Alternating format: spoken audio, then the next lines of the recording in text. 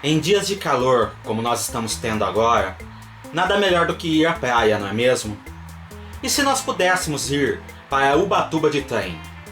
Saibam que isso quase foi possível.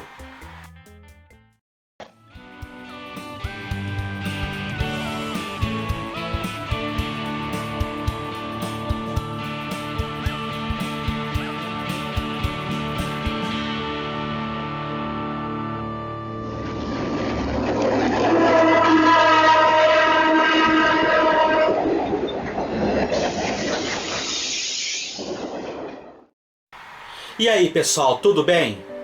Antes de mais nada, se você ainda não é inscrito, se inscreva aqui no canal, ative as notificações e se gostar desse vídeo, deixe seu like, pois isso fortalece bastante nossas atividades. A história de hoje começa na década de 1860, quando o café estava se alastrando pelo estado de São Paulo, vindo do Vale do Paraíba. Em 1867 foi inaugurada a São Paulo Railway, ligando Santos a Jundiaí, passando pela capital da província.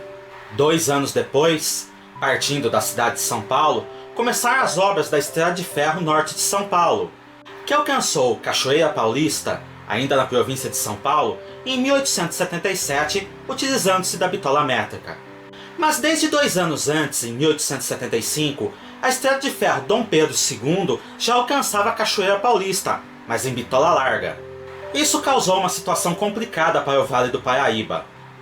Em primeiro lugar, as cidades que ficaram fora do eixo ferroviário viram seu peso político e econômico completamente ameaçados. Em segundo lugar, a quebra de bitola em Cachoeira Paulista e em São Paulo dificultava a exportação do café, o que tornava muito mais oneroso o transporte e o frete, o que ameaçava a riqueza da região. Com a construção da São Paulo Railway, o Porto de Santos experimentou um grande crescimento, enquanto outros portos locais, como o de Ubatuba, por exemplo, acabaram minguando e ficando subutilizados. Era natural que políticos e cafeicultores da região não gostassem disso e quisessem ver o porto de Ubatuba novamente competindo em pé de igualdade com Santos. Isso parecia que se tornaria realidade graças ao Decreto Imperial 10.150, do dia 5 de janeiro de 1889. Ele previa a concessão para a construção de uma ferrovia interligando Itajubá, em Minas Gerais, passando por Taubaté, São Luís do Paraitinga e chegando até Ubatuba, já na província de São Paulo. Tal concessão foi dada para os barões Francisco Ribeiro de Moura Escobar e Vitoriano Eugênio Marcondes Varela. O projeto datava de 1887 e, além de contar com a participação acionária dos principais fazendeiros da região, ainda contava com o financiamento do Banco de Taubaté, fundado em 1889 justamente para financiar as obras. Os primeiros trabalhos para a construção da nova ferrovia foram iniciados com muitos festejos em Ubatuba, no dia 28 de setembro de 1890, sendo que a Estrada de Ferro Taubaté-Ubatuba tinha 12 anos para concluir as obras, que seriam construídas em bitola métrica, e poderia explorar o trecho por 30 anos a partir do momento da inauguração da linha. Algumas semanas depois de iniciadas as obras em Ubatuba, também foram iniciadas as obras pela frente de Taubaté. Diversas obras de arte importantes, como galerias de água, túneis e viadutos, foram sendo construídos, sendo que já havia 85 km de leitos prontos a partir de Taubaté e 20 km de leitos prontos a partir de Ubatuba no final de 1893.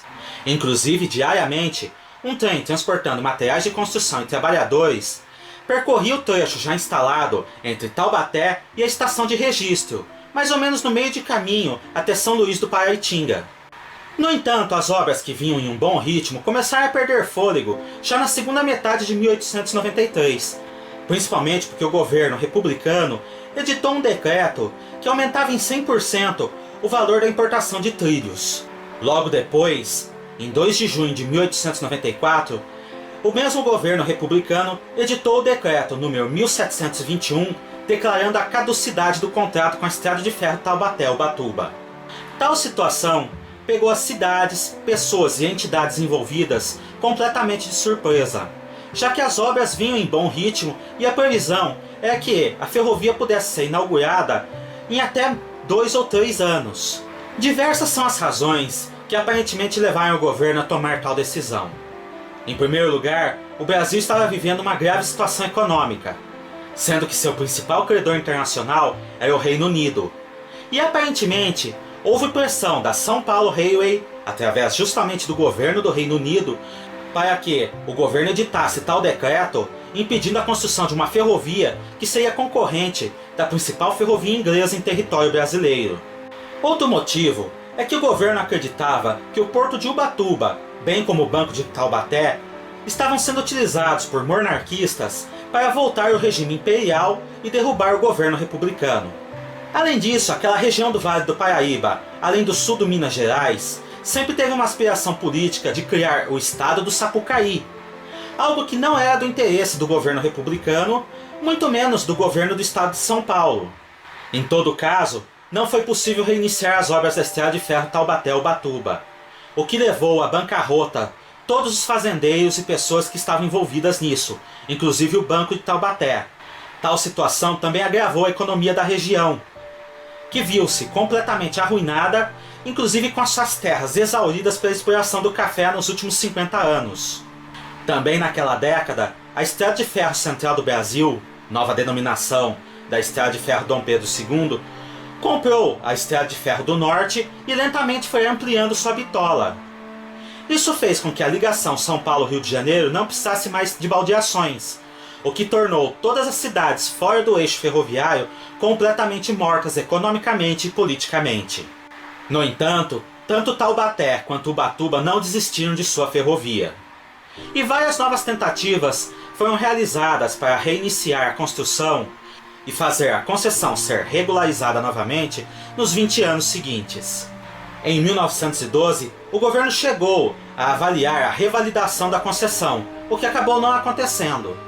Mas em 1917, o governo autorizou o reinício das obras, desde que a ferrovia fosse concluída até no máximo 1922.